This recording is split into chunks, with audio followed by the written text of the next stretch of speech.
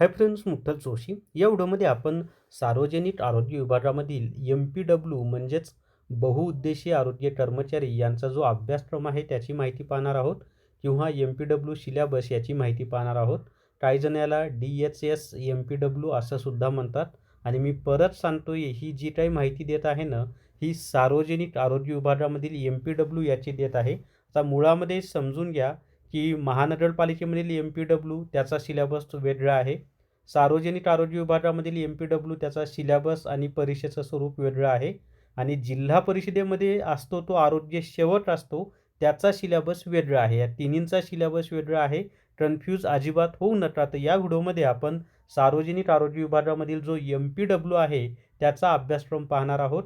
आणि हा 80-20चा फॉर्म्युला काय आहे, ही काय भानगड आहे, ती सुद्धा माहिती आपण पाहणार आहोत. परीक्षेचं स्वरूप काय ते पाहणार आहोत.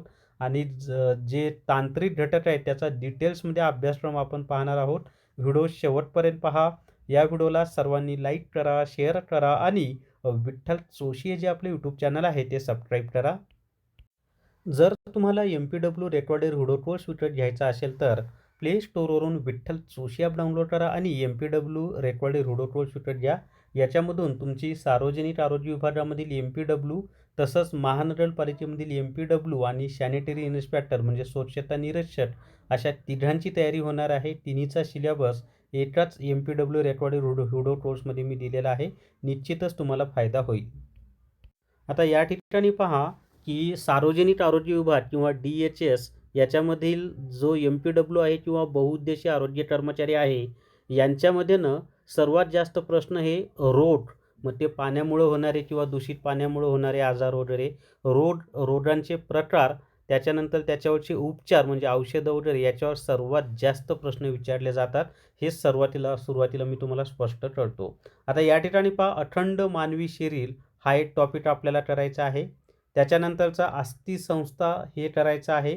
स्नायू संस्था, रक्ताभिसरण संस्था, त्यानंतर लस संस्था, मज्जा संस्था, ज्ञानेंद्रिय, शोषण संस्था, त्यानंतरचं पहा पचन संस्था, मूत्र उत्सर्जन संस्था, प्रजनन संस्था, नलिकाविहीन संस्था, त्याच्यानंतर सूक्ष्मजीवशास्त्र आणि निर्जंतुकीकरण, त्यानंतर जैविक सुरक्षा. मी तुम्हाला ना आधी जो तांत्रिक सिलेबस आहे त्याची माहिती देतो आणि त्यानंतर आपण ना परीक्षेचं स्वरूप काय आहे, तो 80-20 फॉर्म्युला काय प्रकार आहे, ती माहिती पाहणार आहोत.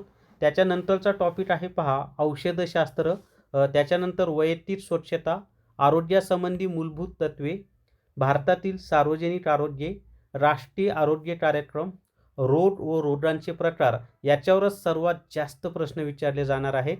त्याच्यानंतर आहार व पोषणशास्त्र, त्यानंतर लोकसंख्या धोरण, प्रजनन व बाल आरोग्य कार्यक्रम, आरोग्याशी संबंधित शासकीय योजना, बहुउद्देशीय आरोग्य सेवकांच्या जबाबदाऱ्या. तर असे हे 25 टॉपिक आहेत. आता 80-20 काय फॉर्म्युला आहे ते मी तुम्हाला सांगतो. तर हा असा फॉर्म्युला आहे की एकूण 100 प्रश्न परीक्षेला येणार आहेत. म्हणजे परीक्षेचं स्वरूप सांगतोय. त्याच्यामध्ये 80 प्रश्न हे तांत्रिक घटकावर आधारित आहेत. आणि कोणता तांत्रिक घटक, जे मी आत्ता 25 टॉपिक सांगितलं ना, तो त्याच्यामध्ये सर्वात जास्त प्रश्न रोगांचे प्रकार, त्याच्यावरचे उपचार याच्यावर असणार आहेत. तर असे हे जे 25 टॉपिक आहेत त्याच्यावर 80 प्रश्न येतील.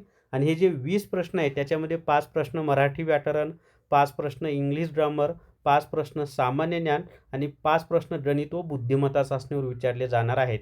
त्यामुळं तुम्ही सार्वजनिक आरोग्य विभागातील MPW किंवा बहुउद्देशीय आरोग्य कर्मचारीची तयारी करत असाल तर सर्वात जास्त महत्त्व हे तांत्रिक घटकाला दिलं पाहिजे.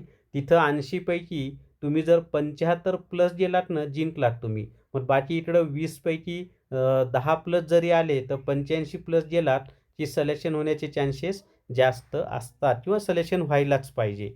तर अशा पद्धतीनं आपला हा अभ्यासक्रम आहे. 80-20चा फॉर्म्युला म्हणजे 80-20चं स्वरूप आहे. तांत्रिक घटकाचा डिटेल्समध्ये आणि व्यवस्थित आपल्याला अभ्यास करावा लागणार आहे. तर त्या संदर्भात व्हिडिओसुद्धा आपल्या चॅनलवर येणार आहे. त्यामुळं चॅनलला सर्वांनी सबस्क्राईब करून ठेवा. जर तुम्हाला चालू घडामोडीचं ईबुक घ्यायचं असेल तर प्ले स्टोअरवरून विठ्ठल जोशी ॲप डाउनलोड करा आणि चालू घडामोडी ईबुक विकत घ्या. 1 वर्षाच्या चालू घडामोडी तुम्हाला फक्त 100 रुपयामध्ये मिळतील. याची मूळ फी 300 रुपये आहे, पण पहिल्या 100 विद्यार्थ्यांना 100 रुपयाला मिळेल. 101 ते 200 पर्यंतच्या विद्यार्थ्यांना 200 रुपयाला मिळेल. आणि 200 पासून पुढे सगळ्या विद्यार्थ्यांना ₹300 ला हे ई बुक मिळणार आहे. तर तुम्ही ठरवा तुम्हाला ₹100 घ्यायचं आहे, ₹200 घ्यायचं का ₹300 ते. तर या व्हिडिओमध्ये एवढीच माहिती मित्रांनो. या व्हिडिओला सर्वांनी लाईक करा, शेअर करा आणि विठ्ठल जोशी जे आपले यूट्यूब चॅनल आहे ते सबस्क्राईब करा. Thank you very much.